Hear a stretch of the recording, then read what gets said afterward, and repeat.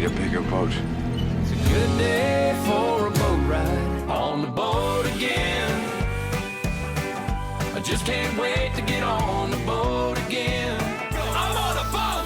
I'm on a boat. Everybody look at me. News Radio 92.3, informative, local, dependable. Welcome back to Pep Talk. I'm your host, PJ, filling in once again for Meg, who is out sick.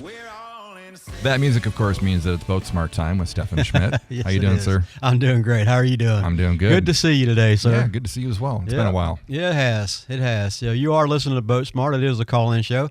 850-437-1620 is the number. Jot that down. We're going to give something away here in a little bit, probably the second part of the show. 850-437-1620 is the number. BoatSmart, sponsored by Key Marine Center of Northwest Florida. Key Marine located at 5621 Bauer Rd here in Pensacola. 850-492-0487. KeyMarineCenter.com is their website. You can check them out for all their specials and deals and things they got going on. The motors they have in stock over there, they have all that on the website for you. And right now is the last day that you can get that 20% off discount of labor. So if you have an opportunity and you're thinking about your boat still, today is the last day that 20% deal is going on, because Key Marine's going to be closed until the first of the year after today. So they will be closing down for Christmas. Yeah. And that's typical for marine dealers to close that time of year, because everything slows down and they're so busy during the regular year, you know, especially spring and summer time. They're very busy. So they typically the technicians and everybody takes a vacation this time of year. So they're going to be closed. And that's basically what happens to all the dealers and stuff around town. They kind of close this time of year. So yeah, check them out. Go out there and see them. Give them a call. 850-492-0487 is the phone number as well. And get ahead of that 20% off of labor. That's a pretty good deal right now. And they will honor that if you can get your boat in there today and when they come back on the first of the year. So that is check awesome. them out for that. And it's a good way to show appreciation to their employees for working so hard the rest of the year. Yep. So they're going to be out for a while, and they'll be back. I think they come back on the 5th. And the reality of it is I'm out until the 5th also. I was just going to say, I know my daughter's on break from college right now. I would imagine you are too. A lot of people are headed home from colleges and stuff like that. George Stone, today is their last day there until after the holidays. They'll be back. Administration and faculty and staff will be back on the 5th. Students come back on the 6th. So it's going to be a time to relax a little bit, a time to reflect, you know, that kind of stuff, and just start thinking about the new year as such, not a new school year, but always a new year going into a new year. A lot of people always think about, you know, their goals and things like that, and what direction they might want to go. And Georgetown Technical College is the place to do that. You know, think about your goals and what directions you can go and change your life over there too. So yeah, absolutely. So we're in 2025. What do you want people to know? And as we head into 2026, what do you want people to know? Yeah. So we had a thing we do. What did you learn on Thursday nights? And everybody that listens to the radio or goes to my class, they know that we do that. What did you learn is a time where students can talk about what they learned during the week. We set aside about 30 minutes to do that. And we go around the classroom and we talk about, the students mention one or two things they learned during the week. What that does, it gives students an opportunity to hear what other students learned and ask questions and things like that. Well, when we have a holiday, Thanksgiving, Christmas, New Year, stuff like that, we always add a little twist to it, right? And our twist was not only what did you learn during the week, but what was your most favorite thing you learned during the year? So students were able to talk about their most favorite thing they learned during the year. And several of them had different, cool thing. I learned ignition systems, and I really liked that. I learned how to work on trailers, and I really liked that part. You know, I learned how to just do a 100-hour service. I liked that part. I had a student that said, I'm learning how to do parts department type stuff and things like that. And, you know, that was their favorite things to do. And so for the year, you know, so we reflect, you know. And we also added to it, what do you look forward to in the next year? What do you know, I don't like resolutions, you know. Resolutions, I think most of the time, what do you think the percentage is of people break resolutions? It's probably like 80%. It probably is, isn't it? You know. So I think goals is a better idea, or what you expect out of the new year, that kind of thing. So that was the third thing that I asked the students, you know, give me something, or the class something that you can reflect on, or something that you can make better for next year. And they had some great words to come back with, and several of them said, I'm going to work harder in class, you know. One student said he's going to learn how to roller skate or something, I don't know, he was like skateboarding or something, which is fine. That's what you want to do that, There were several students that said they need to work harder in class, study harder, those kind of things. So it's a good time to stop and reflect as you go into a new year, what are you going to do? Me, myself, I'm thinking about different avenues and way to guide students through the curriculum, that kind of stuff, because things are a little different now, actually. When you talk about classrooms now versus classrooms 4 or 5 years ago, I feel that me personally, I adjust accordingly. This, you got to understand, this takes a period of time to adjust, because as you get students in that are different age groups and different time frames and in life and things like that, sometimes you realize as you're getting into this, these students aren't learning like like my previous students learn, and you have to adjust. And a lot of times what I see, I'm brutally honest about things, critical thinking skills and being able to, just stay focused is a part of where I'm seeing a lot lacking in students nowadays. So I'm working on that. And I got to think, okay, how can I do this to change my curriculum just a little bit, tweak it here and there, not making it any easier, but adjusting accordingly to add more focus. Yeah. That's kind of what I'm going to concentrate on as I go into the new year. I would think building confidence with the students and just letting them know it's okay to make mistakes every now and again too. Yeah, well, there's no question about that. Students are afraid of making mistakes. Students, that's the funny thing about my class. What I always tell a student, all my students, if you make a mistake, if you break something, if you damage something, if you lose something, all these things, I don't mind if you tell me. That's what I want you to let me know, okay? The problem comes in is when they don't let me know that they've made a mistake or they broke something, right? Or because now we have to address that at later, right? Right. But I never have a problem with a student walking up to me and saying, Mr. Schmidt, I broke this tool, or I broke that part on that motor, or I lost that tool, or whatever it is, I made a mistake. And then we learn from that. So, yeah, that's never an issue in my class as long as they come to me and say, hey, I did that, and we need to take care of it. It gives me an opportunity to take care of the problem before the next student grabs that tool that's broken, right, or the equipment that's broken or whatever, right? So that's never an issue in my class. And the students know it's harder for them to come to me a week after where I'm trying to figure out what's going on, right? Yeah. So it's better that they do it up front. Absolutely. So as we did What Did You Learn last night, I want to talk a little bit about, I had another student from another class sitting in with us. The other class had left a little early. We were still there doing our What Did You Learn, and we had some cookies and stuff and things like that, and doing Christmassy stuff and that kind of thing, and I was doing a giveaway. So I invited this student. He has a friend in my class, and so he comes by every once in a while, and he comes by to see how his friend's doing and things like that, and I talk to him a little bit, and not necessarily recruiting or anything, but always saying if you ever want, not pull him out of another class at George Stone, of course, but, he seemed to be interested in my class, So last night I was like, hey, why don't you sit in with us? We got a little bit of time left, and we're going to do a giveaway where I'll spin a wheel, and we have people have numbers, and the last 5 students win tools, so we were doing that, and he sat in with us on that, and then he sat in, and he also sat in with What Did You Learn? So he was about the 3rd or 4th student that did What Did You Learn?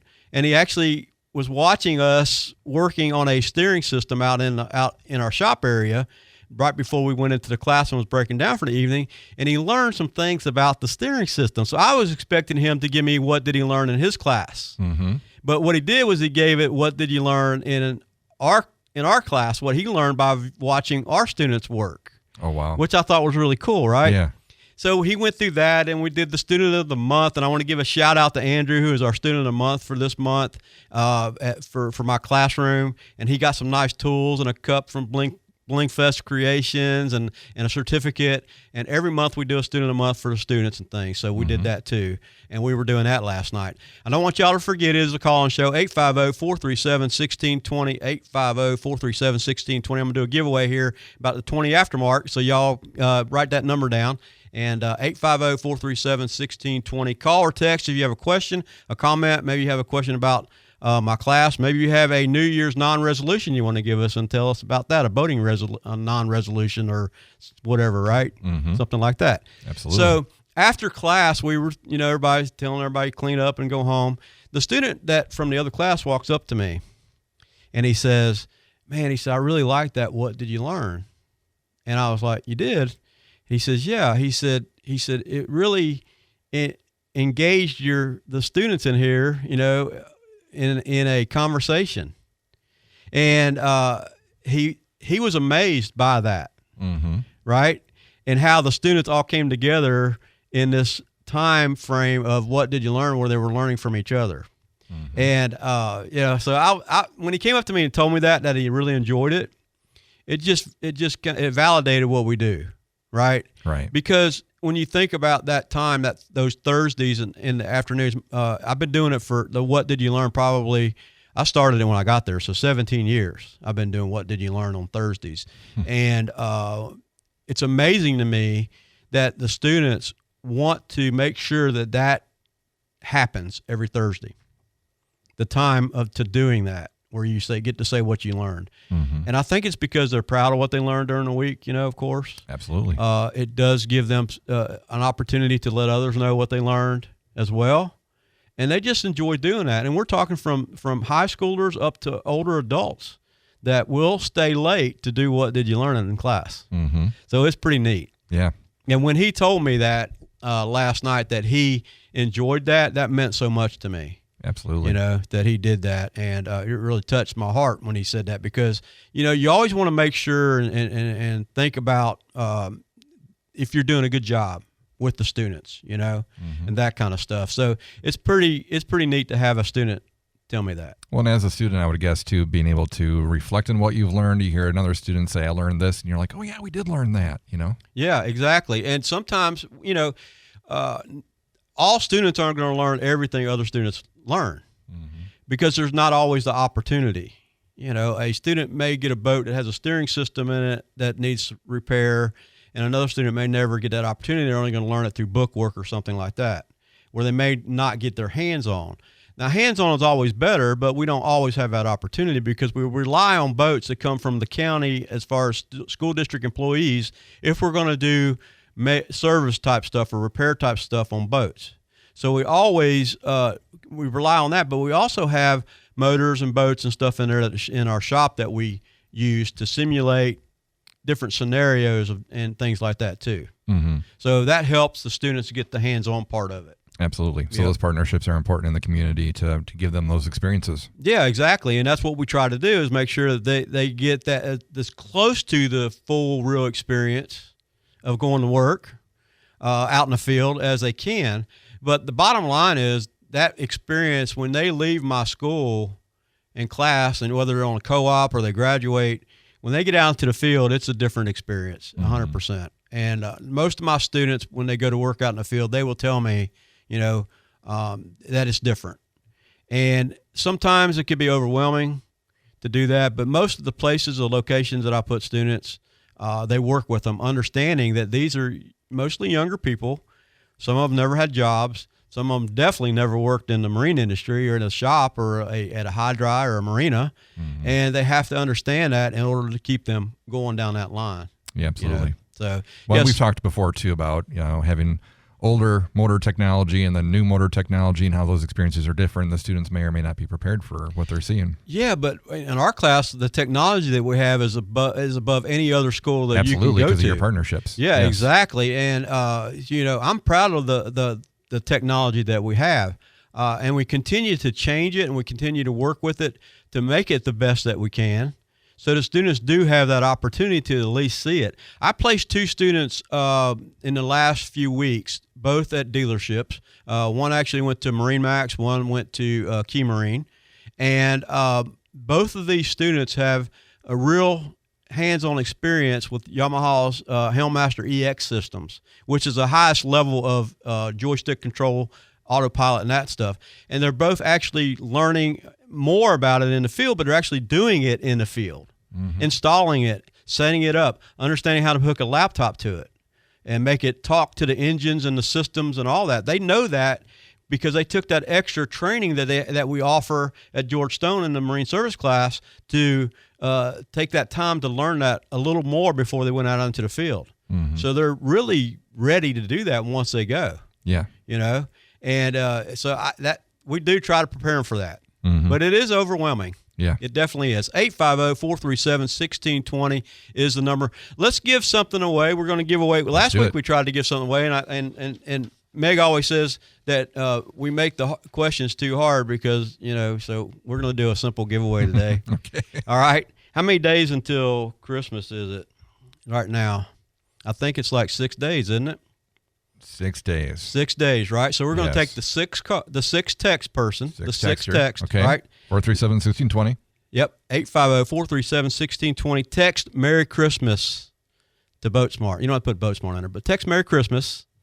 The sixth texter will get, I heard you say that before, texter, will get a Suzuki hat, a Suzuki shirt from Key Marine Center. You'll have to go out there and get it, but if you don't get it today, you will have to wait till the first of the year. So you can scoot out there today to get it if you want to. So the sixth text that says Merry Christmas will get that Suzuki hat and shirt. So, which is a nice hat and shirt from Key Marine. Awesome. Yep. All right, we'll wait for those texts to come in. You continue. Yeah, so as we get into the new year, we're just excited about that. I have 4 new students starting coming in. My waiting list continues to grow, and probably that is one of the most stressful things I deal with is trying to get the waiting list down to a manageable number. We've been running, I thought we were running 20. We're running 30 on our waiting list, probably a little more now. But I don't want people to let the waiting list deter you from trying to come to my class.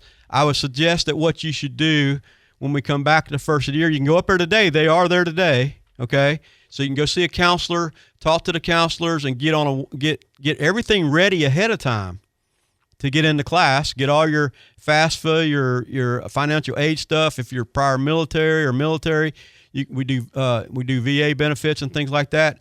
Go see a counselor, get in there, and get on the waiting list so when we do have opportunities, we can get you in class. The bad part is I just can't tell you exactly when that's going to happen, Mm-hmm. I've got students been on a waiting list for quite a while. So, okay. Yep. We do have a winner. I'm just waiting for the name. Okay, so. Waiting on a name for the winner. So we got a winner, and they text Merry Christmas in. They did. That's awesome. Thank you very much, and we'll get that name here in just a second. Okay, we do have a question for you actually on the text line while we're waiting. All right, let's do it. What experience does one need to be a service coordinator at Marine Max? I'm a former business owner and have various life experiences. What does it take to break through the hiring process and be noticed with employers? So sometimes a lot of that stuff will cross over. So if you have any kind of experience, customer service experience, that helps. If you've been in the automotive industry, maybe you're a service advisor or thing like that, that also helps. When you go through our class, what helps you with going through our class is you understand the technical side of it. So as you talk to customers and technicians, that will help you, right? So a customer brings a boat in, they see a service advisor, they're explaining to the service advisor that they need a service or what have you. And then the service advisor should ask questions like, have you ran the boat in a while? Are you having any issues with the boat? And try to gather information, pull information from a customer. You realize a lot of customers will come in and they'll say, I just need a service. But the reality of it is they have an issue. And they think that if they just tell you they need a service and the service is going to fix it, that's not always the case. So it's always the job of the service advisor to pull that information out of the customer the best they can. That way they gather as much information and give it back to the technician, which helps in troubleshooting. So any of those experiences, customer service, any kind of technical background as far as boats is concerned, will help a person that's looking for a job like that. Okay? Yep. Carl Flowers from Pensacola. He's the winner. All right. Congratulations. We appreciate you listening. Thank you very much. And get out there to Key Marine at 5621 Bauer Road here in Pensacola. Or if you can't do it today, go out there on the first of the year and see them. So, yeah. Awesome. Did I answer that question? You did. Was that good? Okay, yes. Good. Yeah. So we actually have a service advisor position in my classroom. So I have a service advisor that brings in boats and writes work orders and talks to customers and provides the customer with information about his boat and talks to our technicians, which is our students, and they do that task as well.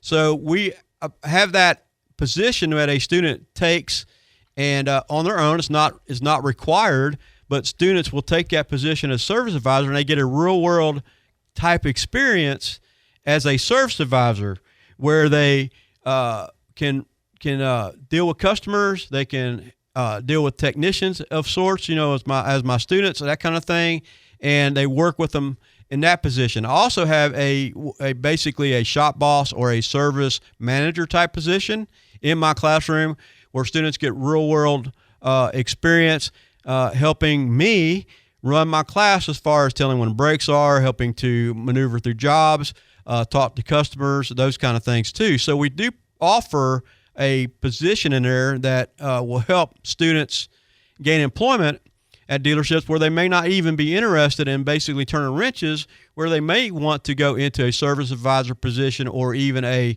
parts position or something like that. So we can do that as well. 850-437-1620 is the number. Call or text if you have a question or comment. I'm more than happy to answer that question or comment about my class. Any other classes out at Georgetown, we're more than happy to talk about that as well. So, yeah, absolutely. Yep. And I know that you had graduation recently. Yeah, we did. Winter semester. Yeah, and I want to mention that you can go on to Georgetown Technical website. Let me go back to their Facebook page, and they posted the graduation video up there of the students graduating. And again, I talked about it last week. It's so cool to see our students graduate. We're going to do 2 graduations per year, just for our school. And we did that at Pensacola High School, and they had the whole auditorium, and a lot of people showed up for that. It was a good event for the students, and it's good to see that support that people have coming to for the students that go to Georgetown and graduate, the support of the families and friends. That they're happy for them that they graduated and they're changing their career path or life path, even, right? So that's pretty neat. I had 2 students that graduated during that time. I don't always have students that walk, because the fact is a lot of them are working at that point in time. And the 2 students that walked, they actually they are working in field. So they took time off to get over there and work, and their employers came and all that. So it was pretty neat. And that's a great thing about the technical college. We've talked about that too before, about students not only getting the education at Georgetown, but also they're working in the field and using the experience right away that they're getting. Exactly. As soon as they get that 750 or 850 hour mark, we co-op them if they're eligible to do that. It's a little bit of a criteria to do that. You have to have good attendance. You have to be working through your curriculum correctly and all the hands-on and all that stuff. And then I can recommend for co-op.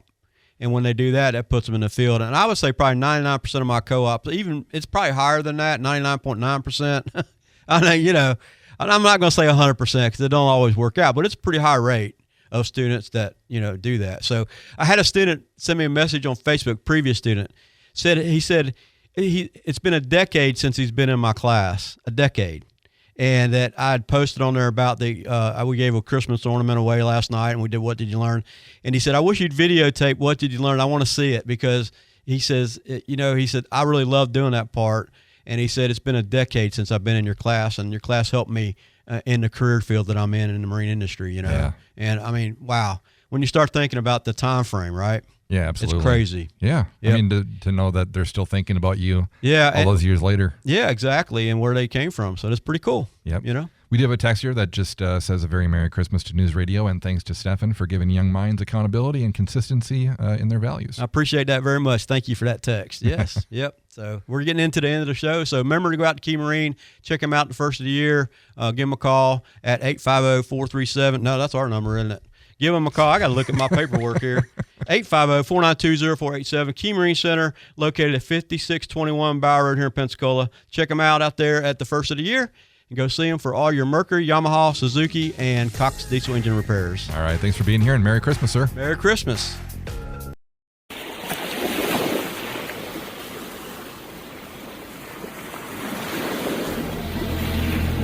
You're going to need a bigger boat.